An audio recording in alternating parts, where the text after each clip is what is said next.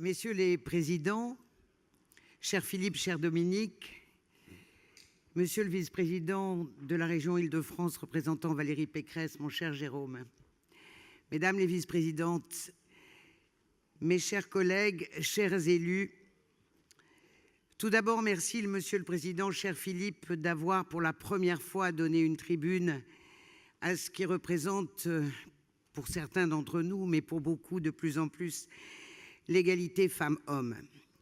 Région de France a, selon les mots de son président Philippe Richert, engagé un changement de cap cette année. Mon intervention s'inscrira donc dans cette politique puisque pendant le temps qui m'est imparti, je vous parlerai d'égalité entre les femmes et les hommes. Un sujet majeur dont il sera question dans ce congrès en plénière pour la première fois depuis des années. Un sujet majeur et pourtant bien peu prioritaire dans les politiques publiques. D'aucuns pensent que l'égalité femmes-hommes est acquise aujourd'hui. Détrompez-vous. Les chiffres sont là et nous n'avons pas de raison d'en être fiers. En France, une femme gagne 20% de moins qu'en son homologue masculin. En France, en 2016, les femmes ne sont que 30% des entrepreneurs. En France, en 2016, les femmes expertes présentes dans les médias ne représentent que 20% des personnes invitées. Et dois-je rappeler la part des femmes en politique, qui certes, si elle évolue grâce aux lois obligatoires, n'en reste pas moins pension congrue, j'en veux pour preuve les exécutifs des EPCI, des intercommunalités. Je salue d'ailleurs les 3 seules femmes présidentes d'assemblée régionale qui doivent être parmi nous aujourd'hui. Dois-je rappeler aussi l'ampleur des violences faites aux femmes, conséquence inévitable du sexisme ordinaire. Pourtant, face à ce constat indigne d'une république comme la nôtre, des hommes et des femmes s'engagent sur le chemin de l'égalité. Ces hommes et ces femmes, j'en vois en face de moi, élus convaincus du bien fondé des politiques locales d'égalité pour changer notre société, élus convaincus que les régions ont un rôle à jouer dans ce contexte. Oui, les régions peuvent s'emparer de ce sujet et s'en emparer au travers de nombre de leurs compétences, du développement économique à l'aménagement du territoire, en passant par la formation professionnelle. J'en veux pour preuve la volonté affichée de Valérie Pécresse d'en faire une de ses priorités majeures dès le début de son mandat. Qu'il s'agisse donc d'emploi, d'entrepreneuriat au féminin, d'enseignement ou de transport, les régions ont un rôle à jouer pour faire reculer les inégalités femmes-hommes. Cela peut ainsi passer par des modules de sensibilisation au sexisme des élèves en lycée et en CFA, par l'incitation des filles à embrasser les carrières scientifiques, par la lutte contre le harcèlement sexuel dans les transports, dans les lycées et sur les réseaux sociaux. Ce peut être aussi des aides supplémentaires à des entreprises modèles sur cette thématique, des subventions accordées aux seules associations qui respectent l'égalité femmes-hommes ou mettent en place des démarches en ce sens.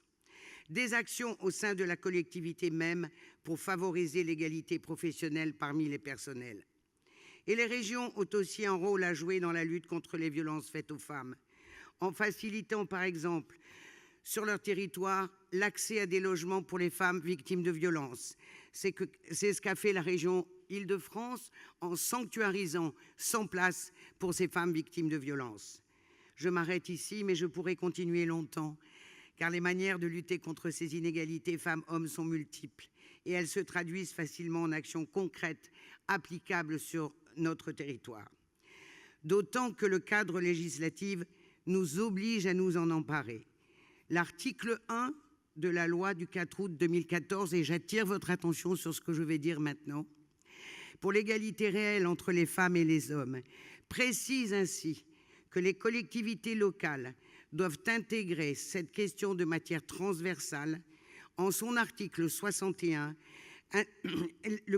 la loi insiste sur le fait que les collectivités de plus de 20 000 habitants doivent constituer un rapport annuel sur le sujet, débattu au moment du vote du débat d'orientation budgétaire.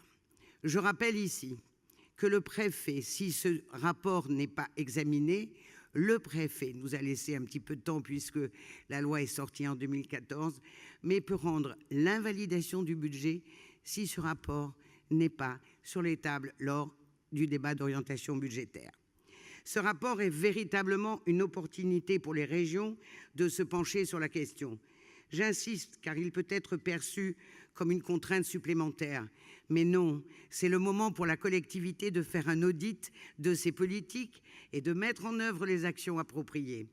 Pour mémoire, ce rapport aborde 3 thématiques: les politiques de ressources humaines de la région, les actions en cours sur le territoire et leurs perspectives, ainsi que les moyens qui sont alloués, notamment au travers de la commande publique. 3 axes fondamentaux pour avancer sur les questions d'égalité entre les femmes et les hommes. À la tête du Centre Hubertine Auclert, Centre d'égalité femmes-hommes, créé par la région Île-de-France, subventionné par la région Île-de-France. Je connais bien le sujet puisque nous sommes les premiers, les seuls à avoir publié des guides pratiques pour accompagner les collectivités dans l'élaboration de ce rapport. En plus de ces guides pratiques que nous publions, en plus des actions et des campagnes de prévention que nous menons, le centre sur ce sujet, que nous animons des formations sur ce sujet et nous élaborons des accompagnements sur mesure pour les collectivités qui nous le demandent. J'insiste sur ce point car le centre est un centre d'une expertise reconnue sur tout le territoire national et européen et nous tenons à disposition des régions pour les accompagner dans la rédaction de leurs rapports ou leurs réflexions sur ces questions. Agir pour l'égalité femmes-hommes dans une région, c'est donc avant tout une volonté politique. Car les élus locaux que nous sommes sont de vrais leviers d'action. Les habitants et les habitantes de nos territoires attendent beaucoup de nous. Or, si nous ne pouvons pas tout, nous pouvons néanmoins impulser des politiques concrètes de lutte contre ces inégalités. Des politiques locales qui doivent être portées, je l'ai déjà dit, mais soutenues aussi par des moyens humains et financiers. Un récent rapport du Haut Conseil à l'égalité demandait ainsi ingénument où est l'argent pour les droits des femmes et de répondre sans ambages: les budgets sont restreints et insuffisants. Si nous vivons actuellement une période de disette économique, les femmes ne doivent pas en faire les frais. Au contraire, l'égalité femmes-hommes est une force, pas un énième problème insoluble. Les solutions existent et en tant que présidente du Centre Hubertine Auclert, nous sommes à vos côtés pour vous aider. Enfin, je conclurai en soulignant que le combat pour l'égalité femmes-hommes dépasse les clivages politiques. S'il y a bien une thématique sur laquelle nous pouvons nous rassembler, c'est celle-ci. L'égalité femmes-hommes transpartisane, et les régions ont le devoir, en plus de l'obligation légale, de la porter. Et nous ne progressons pas si vous aussi, messieurs, vous ne nous aidez pas dans cette entreprise. Je vous remercie.